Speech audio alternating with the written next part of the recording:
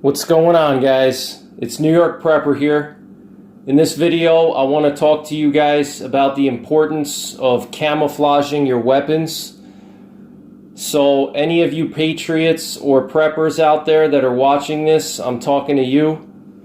If you have a weapon that you plan to deploy in a without rule of law situation or SHTF situation, Teotihuacan, the end of the world as we know it, situation, you need to make sure that you're camouflaging your weapons and that your weapons are camouflaged and ready to go at a moment's notice, because we never know when SHTF is going to hit. You could wake up tomorrow and the power could be out, there could be an EMP or a massive cyber attack. We saw recently how cyber attacks can completely shut down an entire gas pipeline that feeds the entire East Coast, and how that crippled all of the gas supplies on the entire East Coast. So SHTF happens very, very quickly, and we live in very uncertain times. We saw a few weeks ago how quickly geopolitical events can spiral out of control. We saw in Ukraine how quickly Russia massed its forces on the border of Ukraine, and we were on the verge of war with Russia. We saw within a matter of 24 hours how Hamas and Israel were able to go to war and start exchanging rockets.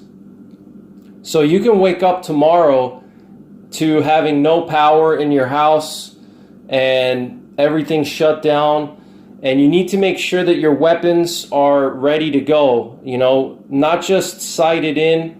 Obviously, you want to make sure all your weapons are zeroed to the appropriate ranges, and I can't tell you what the appropriate range is to zero your weapons. It depends on the terrain and how you plan to use those weapons, but you obviously want to make sure your weapons are zeroed, your iron sights and your optics, okay? In addition to that, you want to think about peripheral equipment, okay? And this is where we get into camouflaging. So your peripheral equipment would be your bipod, your sling, any kind of other accessories that revolve around your weapon and support your weapon. You need to make sure that you have all of that squared away. So, in my opinion, a lot of preppers and a lot of Patriots overlook the importance of camouflaging their weapons, okay? I see a lot of guys on YouTube, and I have a lot of friends of mine that are not on YouTube that have so-called SHTF weapons, and they're not camouflaged at all. They're just a typical black AR-15 or an AK-47 that's, blued steel with a wood stock. You need to camouflage your weapons, okay? Because if you have this black AR-15, that thing is going to stick out like a sore thumb from 200, 300 yards away or even further, depending on the terrain and the vegetation, okay? There's not many things in nature that are completely black except black bears. Black is not a natural color except when you're talking about shadows, okay, and certain types of wildlife, all right? But most colors in nature are typically shades of green, shades of brown, and then obviously you have your tans, and tan, I would just lump that into brown. So you need to think about shades of green and shades of brown, okay? And you need to camouflage your weapon so this way your weapon doesn't give away your position, okay? Because if you're doing a security patrol after SHTF, or you're doing a recon mission, or you're doing Overwatch, or you're manning an observation post, or whatever your mission is, if you have this jet black AR-15, it's going to give away your position, okay? I can guarantee you that. And anybody who's ever spent any time in the woods and anyone that's ever actually deployed their weapons in the real world, whether it's combat or whether even if it's hunting or any kind of real world training outside of a range, a shooting range or a shoot house, camouflage becomes very important when you take your weapons into the natural world, okay? If you're expecting to only use your SHTF weapons to clear buildings, you're mistaken, okay? You're not going to only be clearing buildings and doing CQB with your weapons. You're going to be doing all kinds of different things, okay? So you have to be able to camouflage your weapon. You have to make sure that your weapon is properly camouflaged for your environment that you're planning to operate in or survive SHTF in. Now, you could also think about camouflage that could be tailored to multiple environments, and that starts to get a little bit more tricky because it's difficult to tailor your camouflage to multiple environments. You're going to have to change your camouflage when you get to a different environment. So there's no one size fits all, unfortunately. But if you stick with shades of brown and shades of green, you're going to be good in 90% of environments, okay? Because not only is it a natural color, okay, browns and greens are found pretty much everywhere on Earth except the poles, okay, North Pole, South Pole. There you have snow. But browns and greens are found everywhere. And not only that, but they're naturally a darker color, so they don't stick out to the human eye as much as a fluorescent color. So even if you don't blend into your particular environment, the fact that it's a darker color will help you even if you're not matching the environment directly, okay? For example, here I have this bolt action rifle. This is my 300 Win Mag. It's a Ruger Alaskan. And I've done a lot of videos with this gun. I'll leave some links up above if you want to check out the review of this gun. And most recently I used this rifle in my last camo effectiveness test where I tested out my ghillie suit, one of my ghillie suits. And this rifle right here, I have it wrapped up in a woodland camouflage camo wrap. And obviously this would work best in a woodland environment because it's mostly greens and browns and some blacks in there, as you can see. But even if I had to deploy this in an urban environment after SHTF, this would still blend in better than a black rifle that's completely black, okay? Black rifles don't blend into anything except pitch black darkness, okay? So, I mean, if you're a SWAT team, it's fine to have a black rifle, you know? But if you're actually going to be operating in the natural world, even in an urban environment, you're going to have to camouflage your weapon and somehow reduce its visibility and create some depth and try to blend it into the environment so it doesn't catch the human eye as easily, okay? And it's very, very critical. So I want to just share some of the camouflaging options that you would have. So with this rifle here, I just have this camo form tape that I put on here, and I change the tape every season. So, well, not every season, but I basically use two different types of camo form tape. I have this white camo form tape for the snow and for the winter months, and then I have this woodland camo form tape that I use for pretty much every other season, summer, fall, and spring, okay? Because this will do good in pretty much every season except when there's snow on the ground. When there's snow on the ground, that's when I'm going to wrap it up with this white camo form tape, okay? Now, I know a lot of you guys are saying, oh, you know, you're going to rust your barrel out, you know, wrapping it up in tape, you know, it's not good for your barrel. Why don't you just spray paint it? Why don't you just Cerakote it? Well, I could do that, and I'm going to discuss that in a second here, but I want to talk to you guys about why I personally like to use tape, camo form tape, and it's not actual tape. What it is it's like an ace bandage, and it's like a clingy material, and it wraps around your rifle like an ace bandage. If you don't know what an ace bandage is, just go to your pharmacy. Those are the ankle bandages that you wrap around a sprained ankle. It's like a self-clinging material. It's a little bit sticky, and it clings to itself, and it doesn't leave any residue on the firearm, which is good. Okay, so it's basically like an ace bandage material that has a camouflage pattern printed on it, and you can get like 10 or 15 different colors, different camo patterns. But the one that I find that works the best is the digital woodland, which is similar to the Marpat, the Marine Corps woodland digital camo pattern, okay?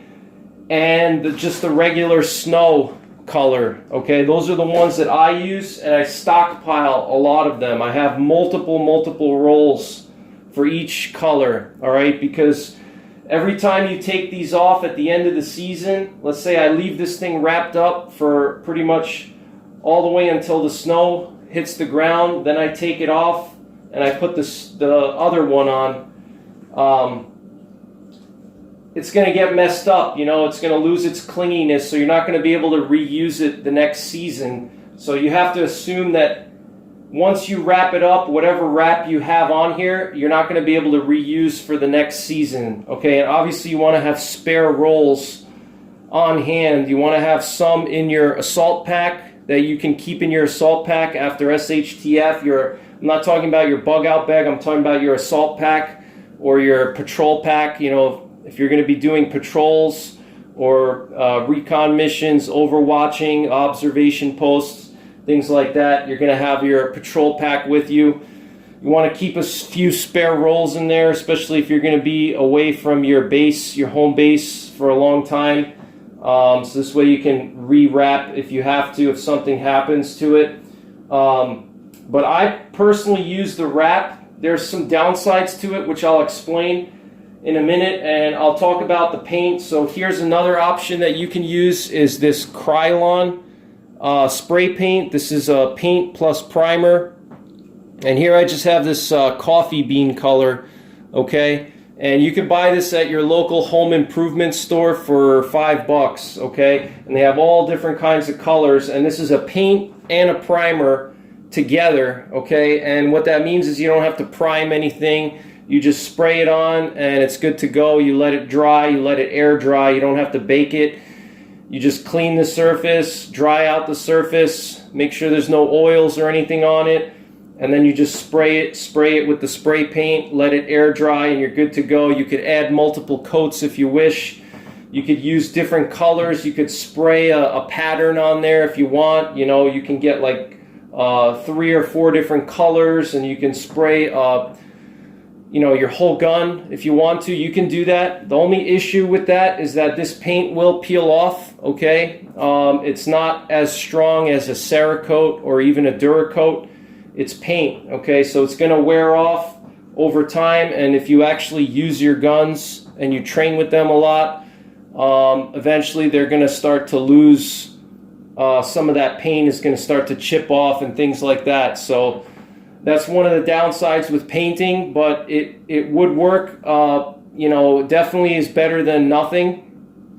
So you have painting as an option. You have camo form tape, and you also have Cerakote and Duracoat. And Cerakoting is basically it's a ceramic based coating that's applied to your firearm, and it's baked on in an oven at typically like 400 or 500 degrees.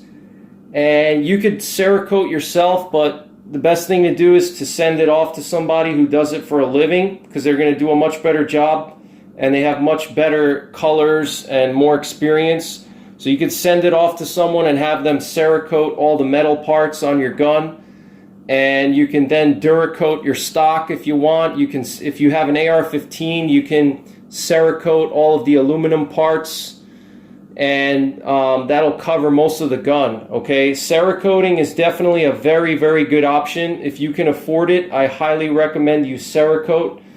The problem with Cerakoting is that it's expensive, and once you put the Cerakote on, it's basically permanent. Cerakote doesn't peel off. It's very hard for it to come off.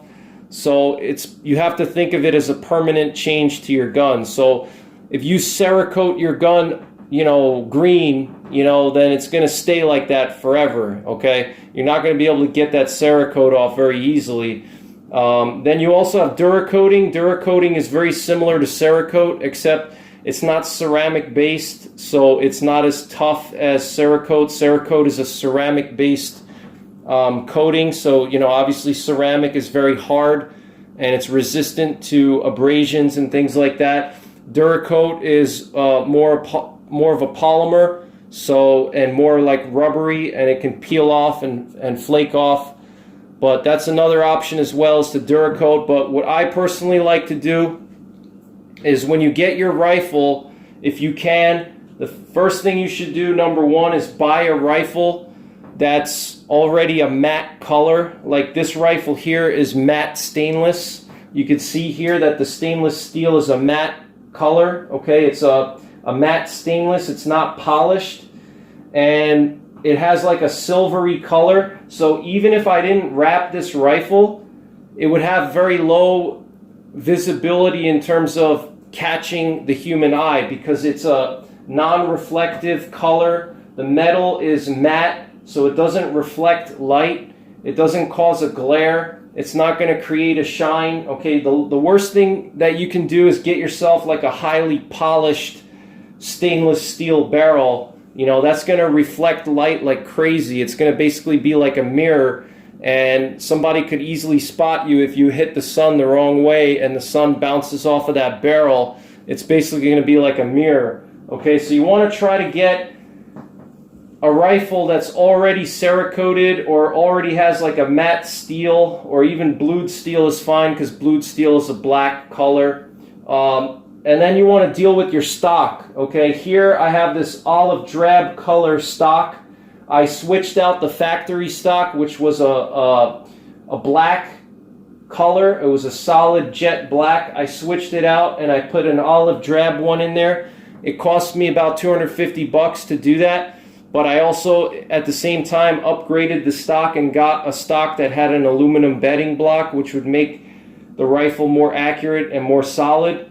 So think about changing your stock to an earthy color. Okay, olive drab, or maybe a flat dark earth, or some kind of brown color. Change your stock out if you can. If you have an AR-15, change your handguard or your furniture on there. Try to get like a flat dark earth color already, okay, if you can. And then if you want, you could either paint it, like I said, and if you're going to paint, you want to pick a base color and paint your entire weapon with the base color, and then you're going to apply other colors on top of the base to create depth and create that camouflage pattern. All right, so you can, let's say, do a brown base color and then take some green, different shades of green and tan, and then you can spray on some blotches onto the weapon so it creates depth and variety, okay? But I personally use the camo form tape. Again, the downside with the camo form tape is that, and I'm going to address it because I know people addressed this before in some previous videos I did on this topic. So the downside with doing this, number one, if you got to take your gun apart, it's going to be a pain because you're going to have to unwrap it. Okay, so don't wrap your gun, unless you're pretty much, unless you know that you're not going to be having to take your gun apart to do like any kind of deep cleaning or any kind of modifications, like a trigger upgrade or a bedding job or a free-floating job, or whatever you plan to do. If you want to add, let's say, a cheek piece like I have over here, I have this adjustable cheek piece here. You don't want to wrap your gun up and then turns out you want to do your trigger 2 months later and you're going to have to unwrap it and, waste a whole roll of wrap. That's the pain to have to rewrap it again and unwrap it and stuff like that. So that's the downfall with it. The upside is that you're not making any permanent alterations to your gun, like if you're Cerakoting or if you're painting. This gun pretty much stays, once I unwrap it, it's going to have this matte steel barrel and the olive drab stock. It's not going to be permanently changed in terms of the color, okay? So that's a plus in my opinion. And another thing too is you can customize it. So I can wrap this, for the winter. I can wrap it for the summer. Okay, like I said, there's no one-size-fits-all camouflage pattern. Okay, whether it's for your weapons, whether it's for your clothing, your outerwear, there's no one-size-fits-all. I know we live in a world today where everybody wants, you know, the magic pill, the quick fix, the shortcut. You know, everybody wants that, you know, magic bullet that's gonna fix all their problems, and sometimes there's just no such thing. You know, sometimes there's no option but to climb uphill and to work hard. And you know, when it comes to your SHTF weapons, you have to take it seriously, because if society collapses, it could happen at any time, and you have to be ready to deploy immediately. Okay, you can't start to think about camouflaging your weapon after an EMP hits, or after there's a massive tornado or economic collapse or hurricane, or you know, whatever it is, nuclear war, you know, whatever the situation is, the scenario, you have to be ready to go and ready to deploy, you know, immediately. You don't want to start thinking about, oh, I got to spray paint my gun now, when you have people outside your house throwing Molotov cocktails through your window. By then it's going to be too late. Okay. You don't want to start thinking about, oh man, I got to run to Home Depot and get some Krylon, or I got to order some camo form tape. The EMP just hit, you know. It's going to be too late at that point. So you got to get everything you need now and get everything squared away. You know, figure out what camo patterns you need. You know, think about the terrain that you're going to be operating in, and then tailor your camouflage to that terrain. Okay. So we mentioned the camo form tape. Another negative with the camo form tape, in addition to having to take it on and off, is that it holds water. Okay, so if you're going to be outside a lot and your gun is going to get wet, if you plan to train with your gun, you know, in inclement weather, if you're going to be hunting with your gun, then it's going to get a little bit wet. But for me personally, I have a stainless steel rifle, so I'm not too worried about it. This is the second year that I've been wrapping this gun, and I shoot it a lot, and I don't have any rust or any issues with it. Okay, the only thing you have to do is, just before you plan to wrap your gun for the season, just make sure you do a deep clean of your rifle, get everything done that you want to do, and then oil it up, you know, very thoroughly. Put a very generous amount of oil on everything, and then wrap it. Okay, and that the oil will coat the metal underneath the wrapping, so even if it gets moist, the oil's going to create a barrier between the water and the steel. Okay, but if you have a stainless steel gun, you don't need to worry about, you know, corrosion. Okay, if you have a carbon steel barrel, okay, and a carbon steel receiver, a blued steel or chromoly, whatever type of steel, then you're going to have to worry about corrosion. Okay, so then you may want to look into other options like Cerakoting, or even using Krylon. Now, another negative with the Krylon is that it can trap moisture underneath the spray paint. Okay, and what that does is it can cause rusting.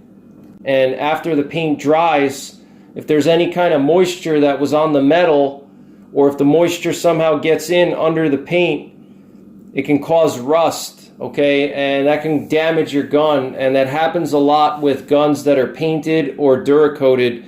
It usually doesn't happen with Cerakoted guns, especially if you give it to someone who's a professional and they know what they're doing. But it happens a lot with homemade, you know, garage Duracoats and paint jobs, you know. So that's a negative, especially once the paint starts to peel and the Duracoat starts to peel off. You know, the water can get in and start to cause rust. So that's one of the reasons why I'm not a big fan of painting guns or Duracoating unless you have a stainless steel firearm, you know, your barrel, your receiver, or if you have an AR-15 that has obviously it has an aluminum receiver, and if you have a stainless steel barrel for it, then go ahead and paint. And in fact, I'm going to be doing a paint job on my AR-10 sometime soon, and I'll do a video on that. So stay tuned to my channel for a video on how I paint it. But if you have an AR-15, your best bet might be to use Krylon, or to go and get a Cerakote or a Duracoat.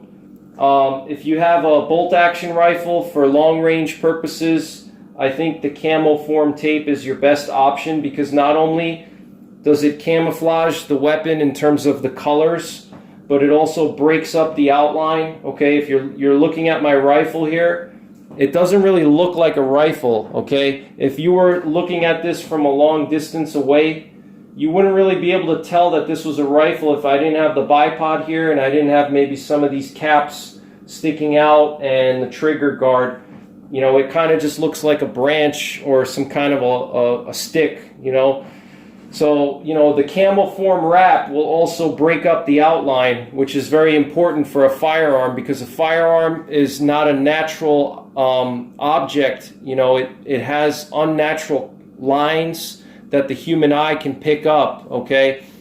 Just like the human eye can pick up the outline of your shoulders and your neck and your head, okay? It's not a natural outline, so our eyes will pick it up. And so wrapping up your rifle with the camo form tape will break up that outline, okay? And you don't have to use camo form tape. You could also use burlap. Burlap is another option. The problem with burlap is that burlap, you have to somehow tie it. I know a lot of guys that use like strong rubber bands, or they use zip ties to tie the burlap, because the burlap will come undone. You can try to knot it and it'll work, but you have to also remember that burlap holds moisture, okay, when it gets wet, versus camo form tape doesn't soak up the moisture as much as burlap does, okay? But burlap is another option.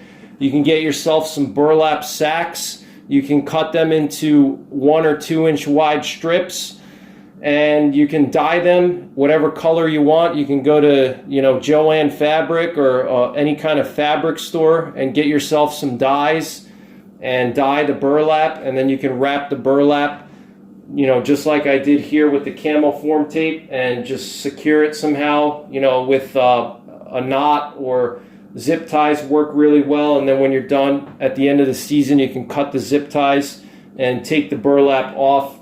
I may try to do that maybe next year, you know, but for me this works really well. I'm going to be doing a lot more camo tests with this gun here. So we're going to see how effective it is with this camo form tape a little bit better, but that's my recommendation for long guns, is either wrap it in burlap or get camo form tape.